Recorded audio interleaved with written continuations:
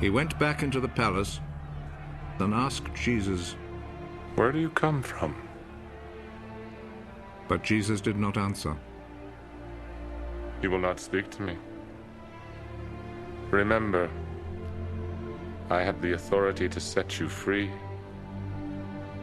and also to have you crucified." You have authority over me, only because it was given to you by God. So the man who handed me over to you is guilty of a worse sin. When Pilate heard this, he tried to find a way to set Jesus free. If you set him free, that means you are not the Emperor's friend.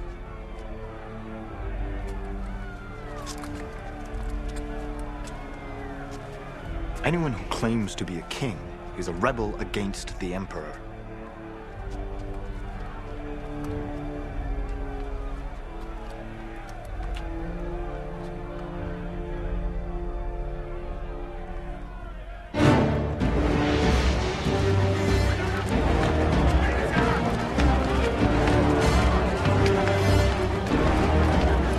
When Pilate heard these words, he took Jesus outside and sat down on the judge's seat in the place called the Stone Pavement. In Hebrew, the name is Gabbatha.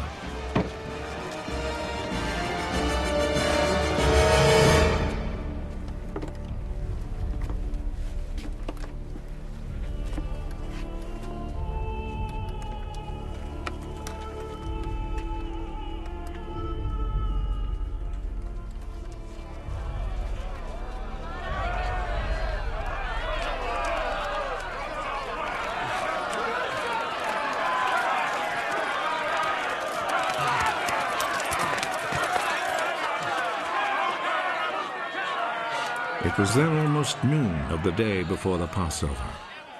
Pilate said to the people, "Here is your king." Kill him.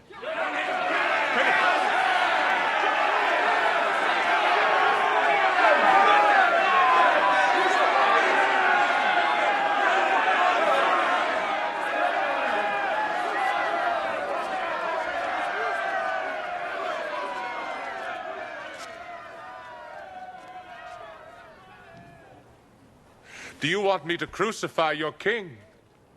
The only king we have is the Emperor.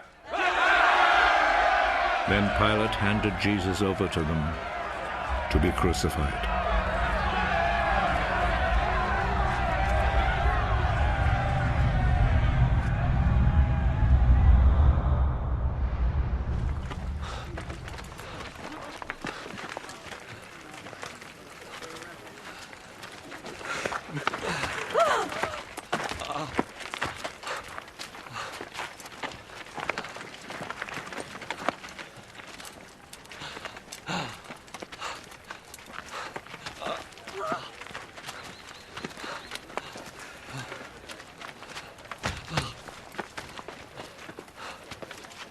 So they took charge of Jesus.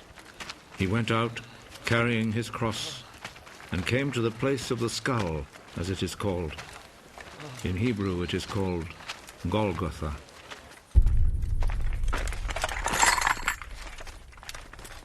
There they crucified him, and they also crucified two other men, one on each side, with Jesus between them.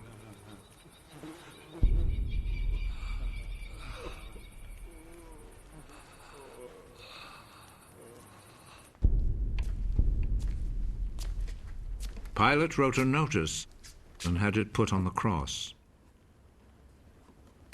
Jesus of Nazareth, the King of the Jews, is what he wrote.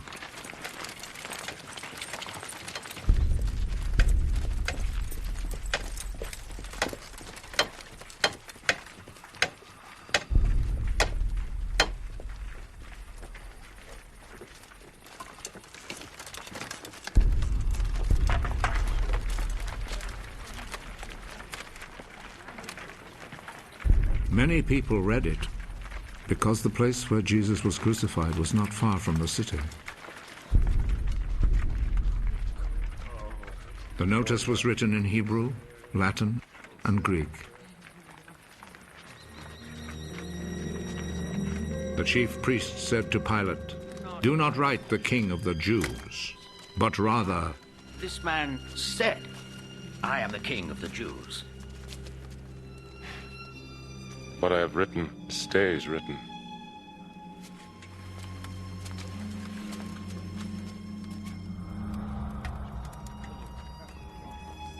After the soldiers had crucified Jesus, they took his clothes and divided them into 4 parts, 1 part for each soldier. They also took the robe, which was made of 1 piece of woven cloth without any seams in it. The soldiers said to one another, "Let's not tear it.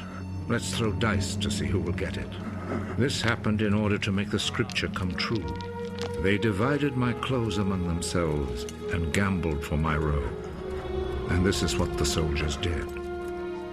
Standing close to Jesus' cross were his mother's sister, Mary, the wife of Clopas, and Mary Magdalene. Jesus saw his mother and the disciple he loved standing there. He is your son. Then he said to the disciple, She is your mother. From that time, the disciple took her to live in his home. Jesus knew that by now everything had been completed. And in order to make the scripture come true, he said,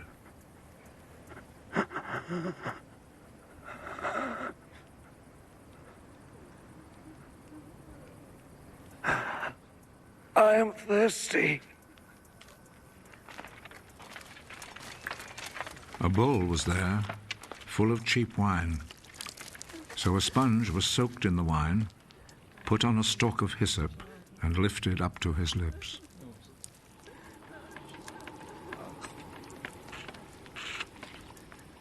Jesus drank the wine.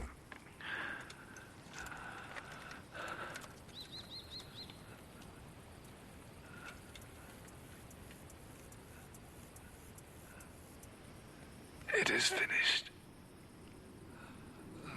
Then he bowed his head and gave up his spirit.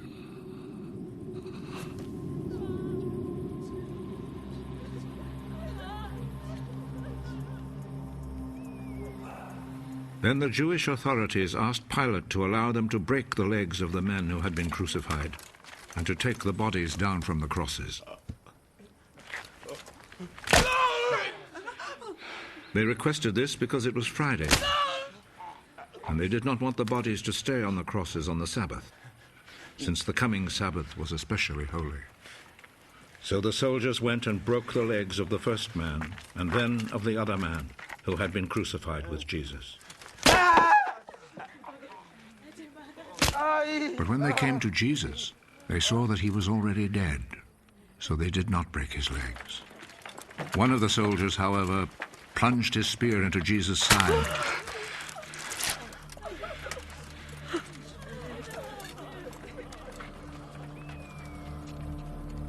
And at once, blood and water poured out.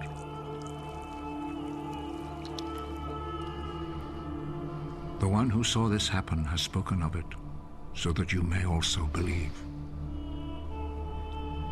What he said is true, and he knows that he speaks the truth. This was done to make the scripture come true. Not one of his bones will be broken.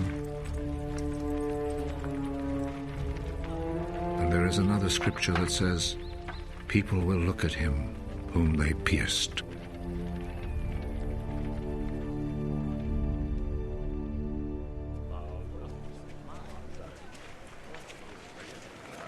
After